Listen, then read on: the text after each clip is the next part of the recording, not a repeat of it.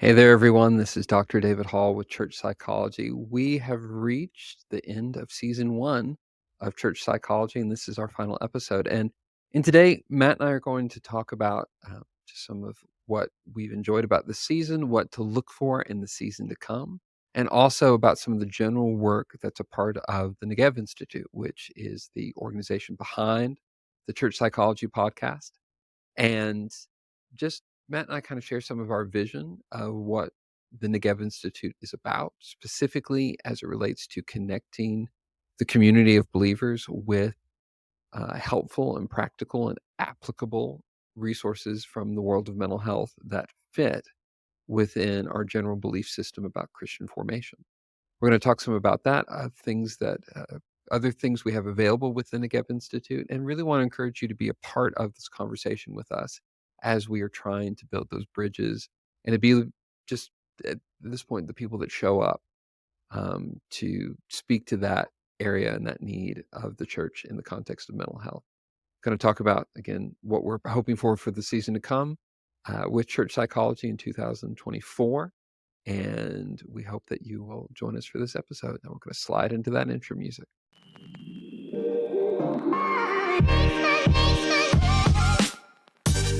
Welcome to Church Psychology, a podcast of the Negev Institute.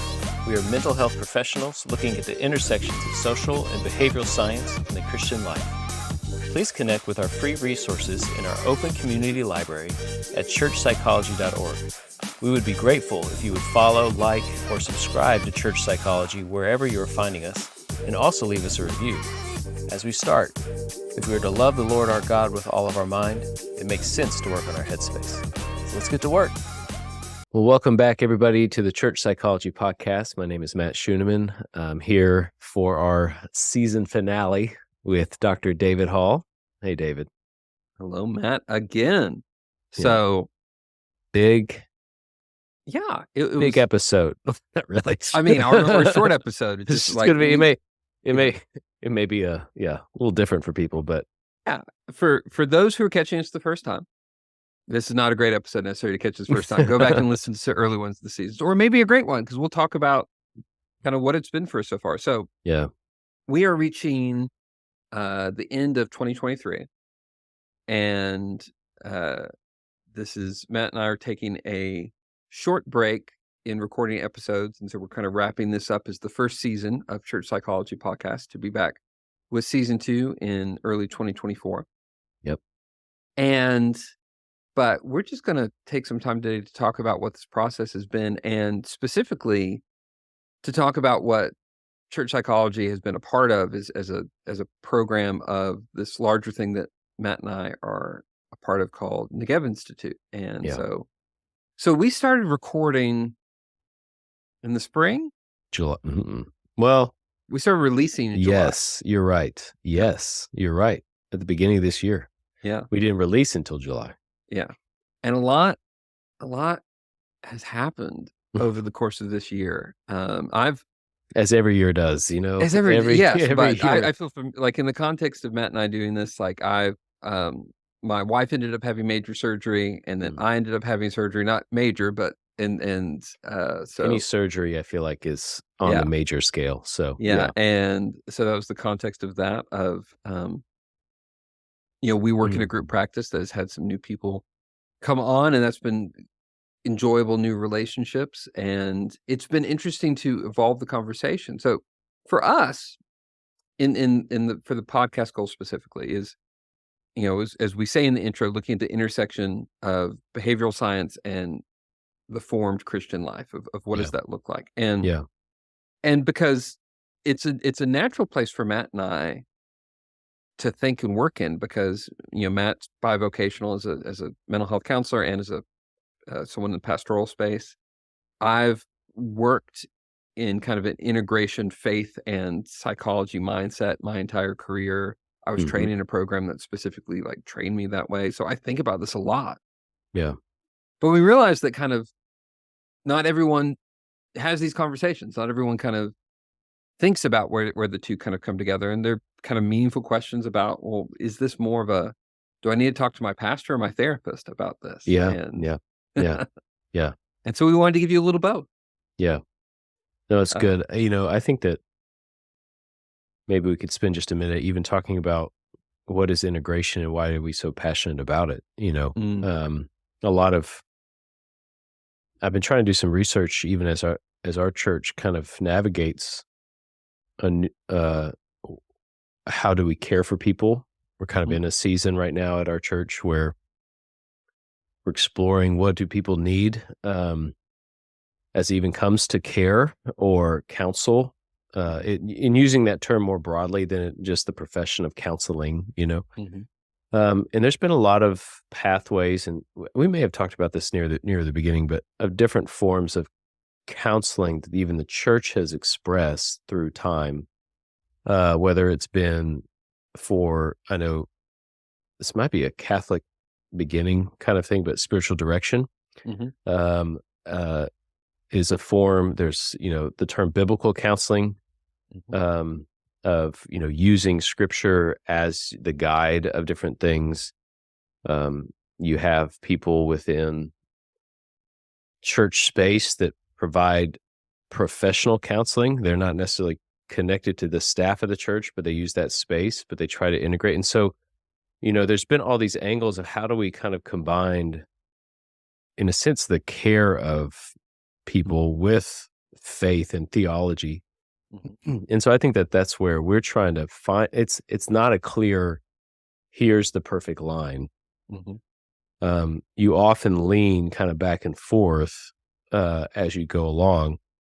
But mhm, I think a lot of what we do is trying to find kind of the intersection of these places, like you said, mhm, pulling the truths from both sides. Because you and I both have been trained more professionally within the kind of mental health realm mhm. than we have theology. Yeah, yeah. For Um, those who have listened to me butcher Greek words this season, you could tell that I am not a scholar of biblical languages. yeah. But Um, maybe the question to you, Dave, is why is this so important that we do this mm, to gain I don't a know. and the I don't word that know we've fully. used well, and the word we've used a lot this season is tension, and we'll Yeah, probably continue to do it. yeah, But it's important for us to hold the tension. yeah. I I can tell you why I think it's important. Whether this is truly important, I don't know, but it's just what I think is Mm, important in this. mm, Um, there are 2 levels of it. One, we live in an age and a culture in the West for the most part that, has elevated those of us who work in the mental health profession in a certain way. It's something I've noticed just even over the course of my career, where earlier in my career, going to see a mental health professional was a more unique sort of thing. Oftentimes, it was something people were more embarrassed to talk about. People mhm, were in over the past 20 years, the general wider acceptance of mm, therapy and going to therapy has exploded, and I think a lot of that has been positive. yeah, But as we also live in an increasing secularization, I think there's this kind of some people are kind of using the voice of mental health and professional mental health to replace spiritual formation at times. And yeah, those who value both, which I value both, trying to figure out what are the lines between the two. yeah, So that's one aspect. And the other reason I think it's important is because the church in the larger sense of the community of believers together in whatever denomination space that looks like. The church is more open to the science of mental health than I've ever seen it yeah, be. But agreed. there's a well-founded suspicion about some of the underlying beliefs and motives for a lot of people in mental health because professional therapy, since Sigmund Freud, so for 100 plus years, Yeah, has generally been a fairly hostile place for to religion, not just the Christian yeah, religion, but yeah, religion in general. And a lot of the underlying beliefs and ideas that drive certain things in mental health are not necessarily aligned with Christian belief about the nature of people and the nature of the problem of suffering and all those sorts of things. And so mhm, mhm, integration is about where these things meet. You talk about biblical counseling. Biblical counseling is a model of counseling that for for the sake of oversimplifying a little bit is it's a rejection of the secular science, Yeah. that or practice of counseling, and what does kind of the Bible is the source of all counsel come from. Mhm. And though I believe absolutely in the authoritative nature of Scripture, as an integrationist, what I say is that there are things that we have learned from the scientific process of what we've learned about behavioral health. And I'll give a caveat here. There are things that have been done in therapy that come from theory that aren't necessarily supported by science. And what I mean by science is we know that when we apply these principles or we do things in this way, this is a likely outcome. Yeah. I believe in the scriptural mandate towards sober living, to not Mhm. live enslaved to passions or lusts or Yeah. addiction or kind of whatever that is. I absolutely believe that. But I also believe that as we are called to seek out wisdom, that it makes sense to look at what have been the scientific principles that have come up that have shown how people can change behavior Mm. and change their mind, Yeah. and I believe that whatever I do as a therapist has to be subordinate to the calls of Scripture. That's right. But that doesn't mean that I don't, Scripture doesn't teach us any number of things that we pursue in our livelihoods, Yeah. whether it's you're an automobile mechanic or a financial advisor. I mean, there are principles that we can live under, but it doesn't teach us the details. Yeah.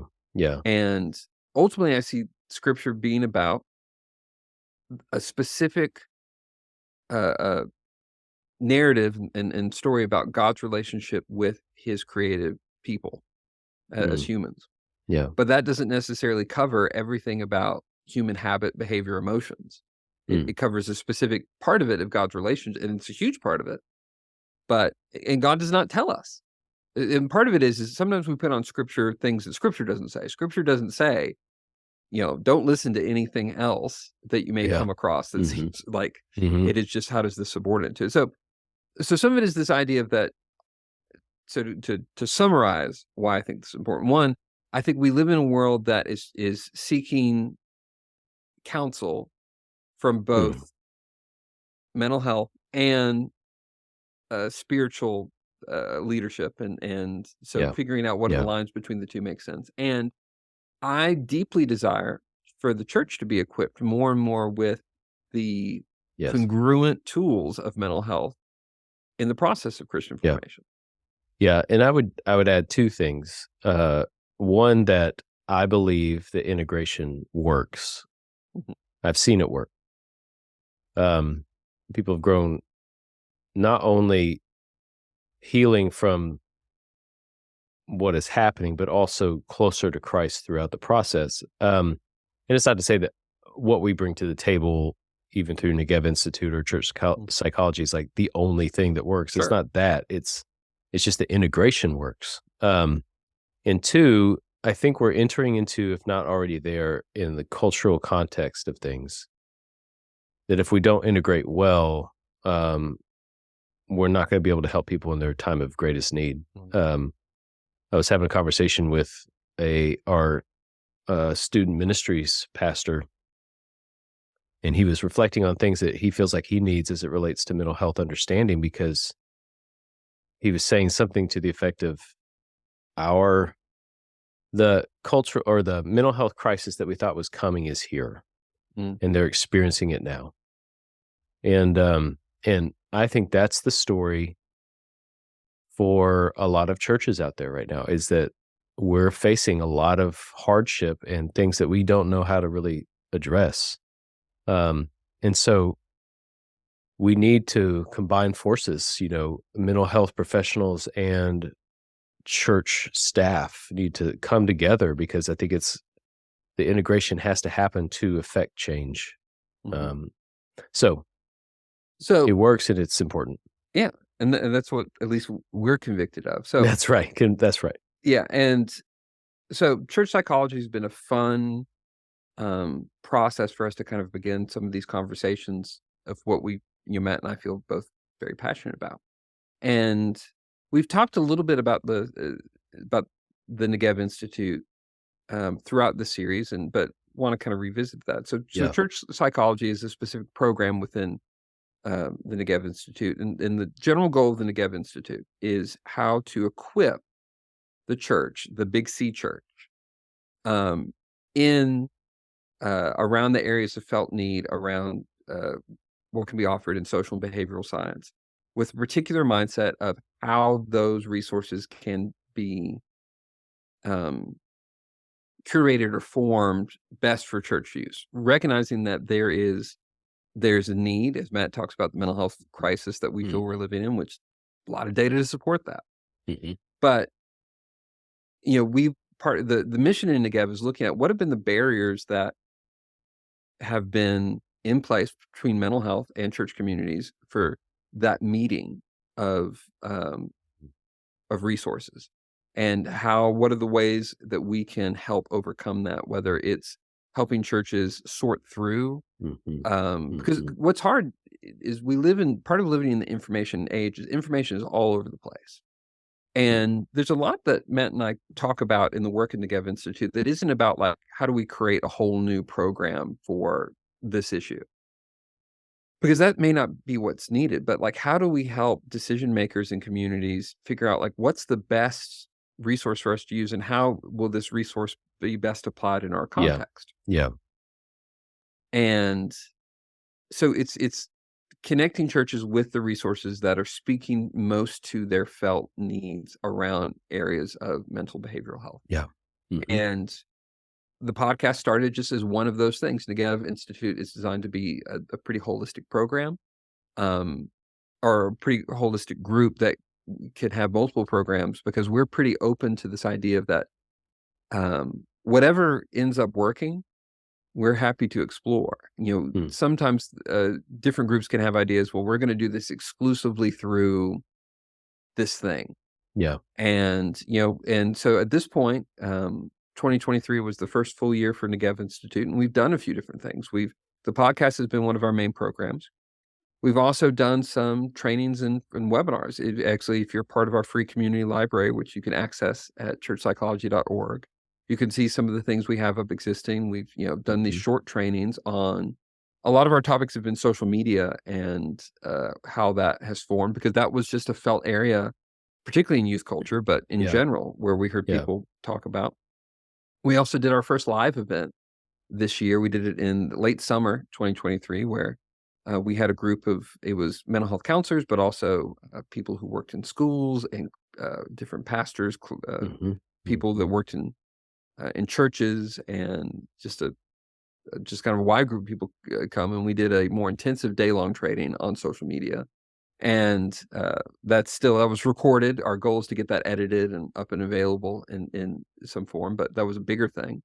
Yeah. And, Matt and I are very excited of different possibilities that we're looking in front of us in 2024. We've had different church groups ask us about what is developing lay counseling resources in their church, because realizing that there's some things that it's hard to get people to a professional to, either because of resource limitations or there may be just things that doesn't necessarily require someone with a master's degree to sit with, but just how to inform, just caring individuals in a congregation to counsel well.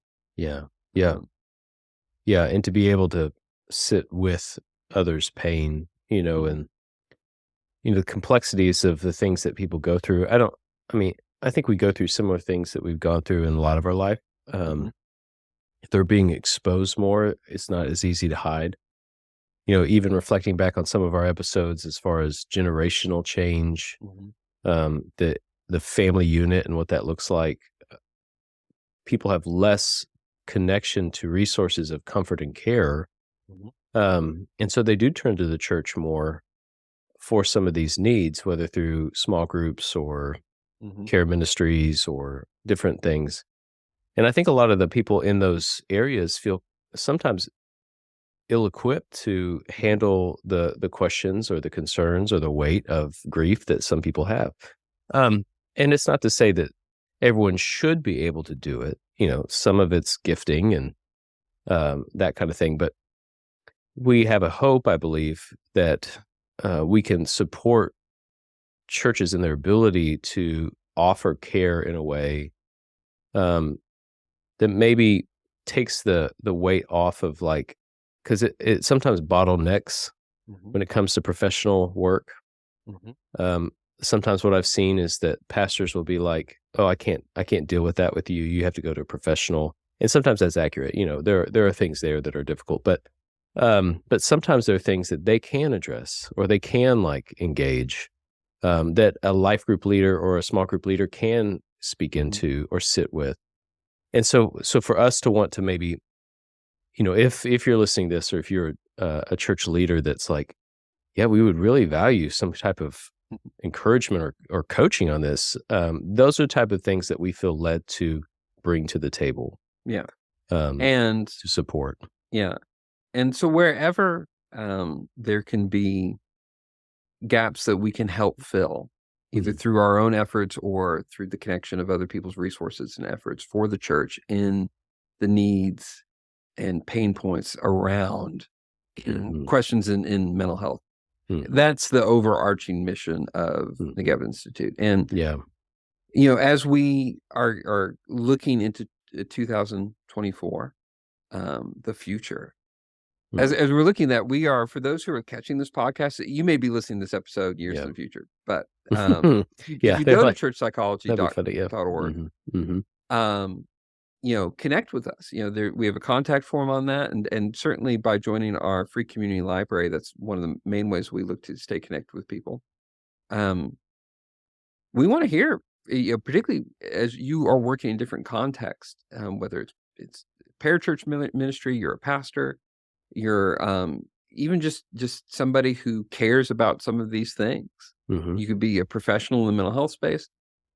We'd love to hear from you and hear, like, what are the things that you see, whether it's your passion points, what is, Yeah. because um, you know, to kind of begin these conversations feels, Matt and I would like to think we're not presumptuous enough to think like, well, what we have is the answer. Right, or the only Um, thing. Right. yeah, we just want to be the people that show up. Mm. And part of how we understand faithful living is not necessarily to say like, I've got the answer of this, or even God's empowered me to do this thing. Yeah. We just feel like, what is it just to show up?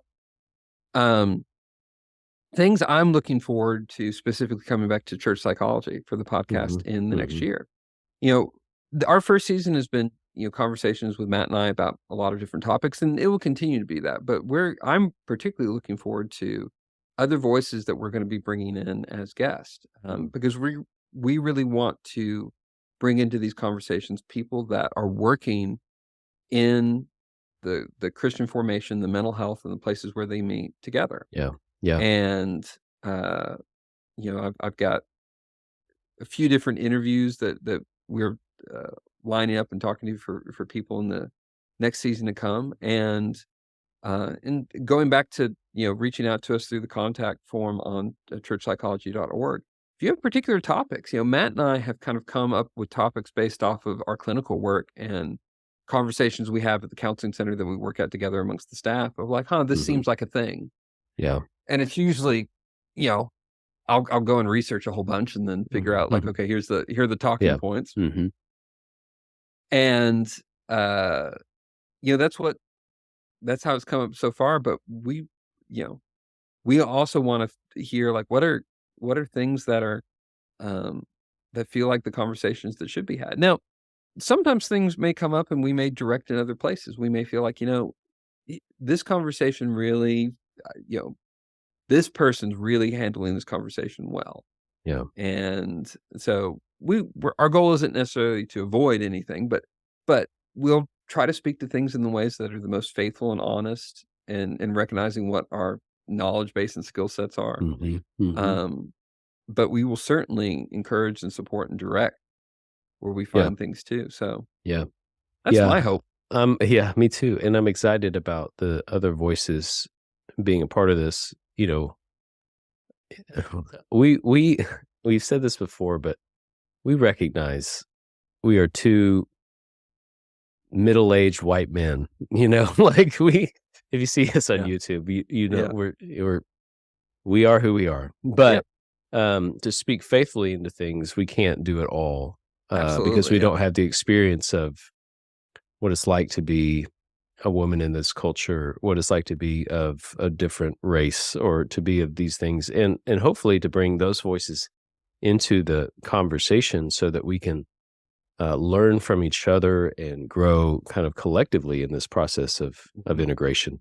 Mhm. Because experiences are vastly different at times, and we recognize we come from a framework of our not only our work but of our experience in Mhm. life. Mhm. Now that doesn't change the gospel message or the truth of the scriptures, but it can sometimes, like I would say, skew how I see it sometimes. Mhm. Um, Mhm. and so, all that to be said is the more voices that can join us in this process Mhm. of bringing this material to the light, or to bring the integration of faith and mental health together, the better. You Mhm. know, so that's my And hope as we do it. yeah, that's what I'm certainly excited about. So, for those who have been with us so far, we're grateful for you. And if there are Yeah. episodes that you've missed, what have been of the ones we've done this season, Matt? What are the ones that Hmm. you've thought about the most that you've enjoyed? Uh, that's a good question.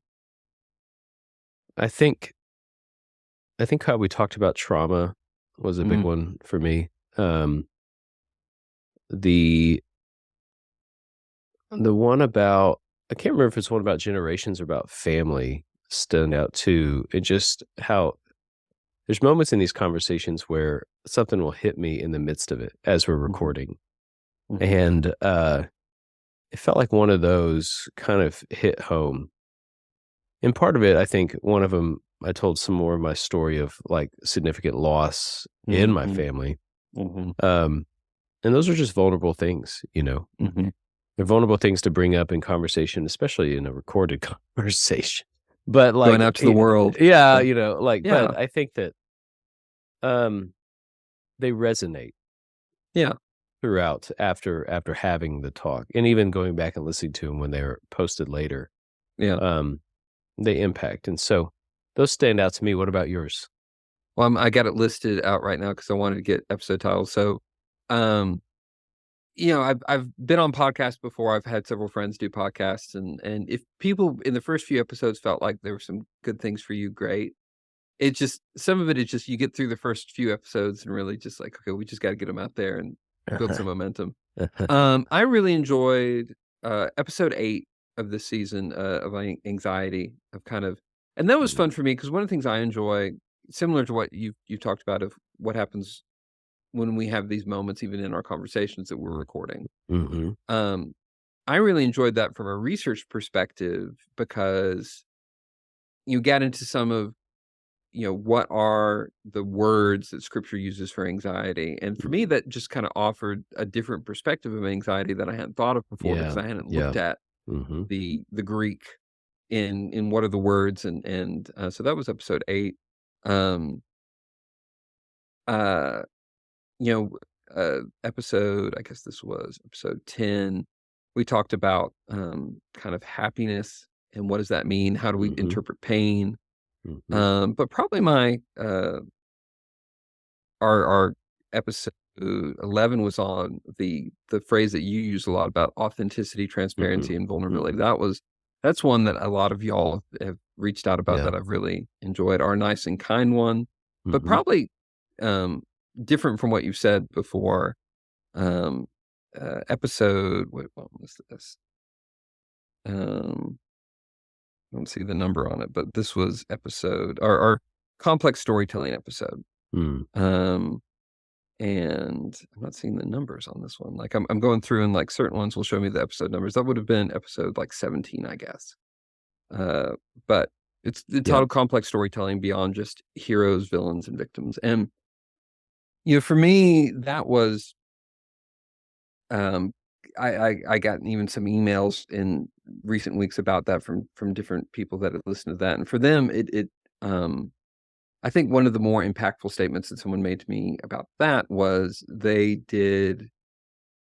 were relating this idea of someone who was leading a group for men struggling with sexual addiction, sexual integrity, which is part Yeah. of, what Yeah. you're part of with our counseling center, Matt, and Yeah. that this idea of not they were reflecting to me that it gave words to the experience of how do I recognize my own brokenness without just making it a one-dimensional, I'm just a bad person. Yeah.